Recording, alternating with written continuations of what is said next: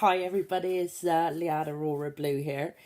Okay, I'm running really behind on our 31 days of tarot challenge. So I'm going to try and do some questions in bulk to get me more up to speed. Okay, so day 18 asks us to share something something new that you've learned about tarot this year. I've learned a lot this year about tarot.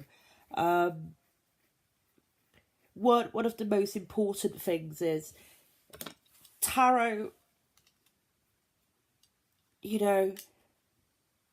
has clicked when it was ready to click. I've had a tarot deck or decks for a little while, when I'd pick them up, put them down. But now is a time where I've really come into my own with tarot. And I think that was a process that couldn't be rushed, When I read, I use a lot of my own life experience, I read it intuitively. There's just so much to learn about tarot, and I think it would just click with you when you are ready. I think that's an ongoing process, because there's so much that you can glean from tarot, whether it's just looking at the illustrations, whether you look at it from an astrological perspective, a Kabbalistic perspective. There's just so much to learn, and I just think when the time is right, it'll all gel together and really start making sense. Today's question is to show off where we keep our tarot decks. So I tend to keep my tarot decks in this room. This is a therapy room because I'm a masseuse, reflexologist, aromatherapist. So it's sort of like a treatment room. There you can see my altar. It's a room where I read quietly. There's my reading chair. Okay, so I keep some decks on top of the bookcase. Okay, they're the sort of hardback decks. So it's just a few up there. Let's spin round this way to show you the room. Okay, that's just books over there. Okay, tarot decks in tuck boxes live here. That's just like a mirrored box, which I've actually broken. So I need to have a look at a better storage system. Up on that shelf there is oracle decks.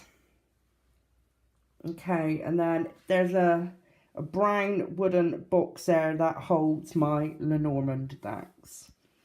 I'm really sorry guys that it is so dark in here.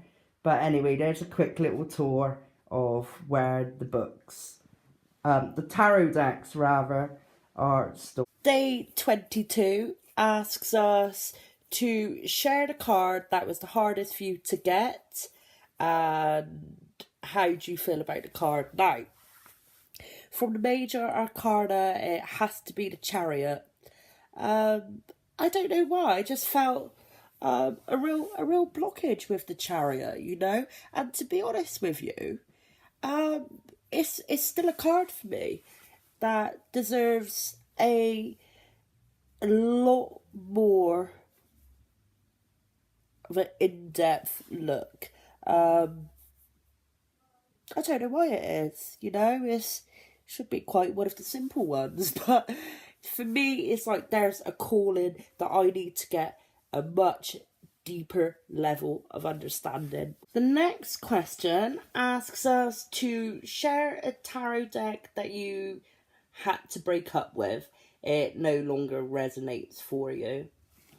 I can honestly say, of all of my decks that I've got now, They're all cards that I either want to work with or need further exploration.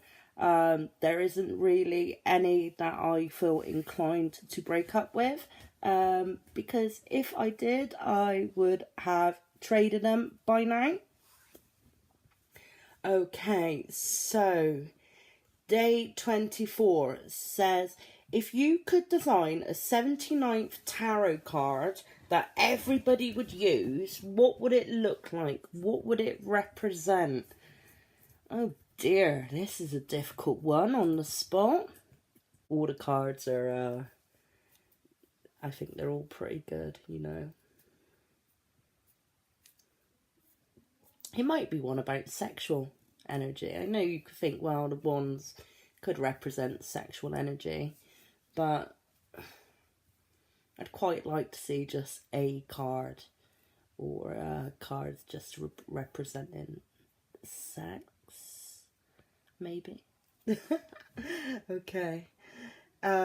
Question 25. Tarot or oracle? Which would you read with for the rest of your life if you had to pick one? That's quite an easy question for me to answer.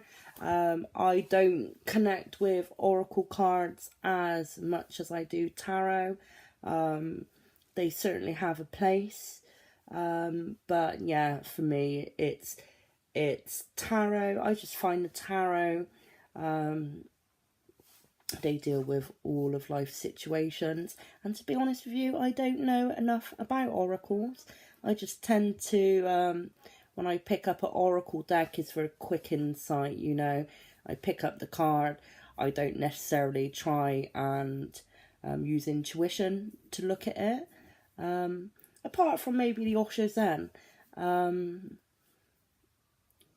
But yeah, tarot is what resonates with me. Day 26. What are your thoughts on tarot becoming mainstream? Yeah, I think it's only going to be a good thing, isn't it? You know, I'll tell you how I think about tarot. You've heard the saying, oh, we're not born with a handbook, you know? Well, I think tarot is that handbook, you know, and I think it's a tool that everybody can use, you know. It's I don't really think it's a sort of magical tool, you know. I just think it's something that everybody can utilise. So yeah, I'd like to see it become more mainstream. In fact, I would really like my daughter to learn tarot. Although she isn't showing no interest, you know. I sort of tried to gently push her, but she's not interested at all.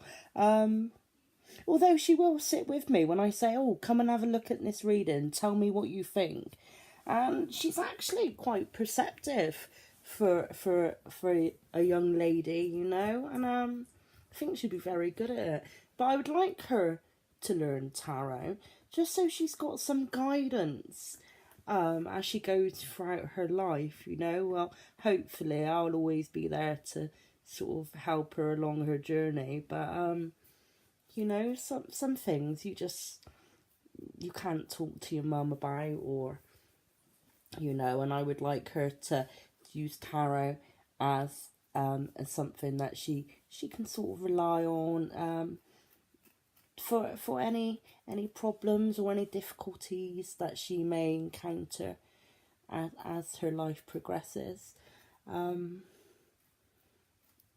think it's a wonderful tool for sort of counselling, for guidance and so forth, you know. So yeah, I would like to definitely see it become more mainstream. So there we have it. I've caught up a little bit. My little friend here is requiring my attention, so I better go and see to him. I think he needs feeding. So see you soon, guys. Hopefully tomorrow I'll have some more videos for you. Bye!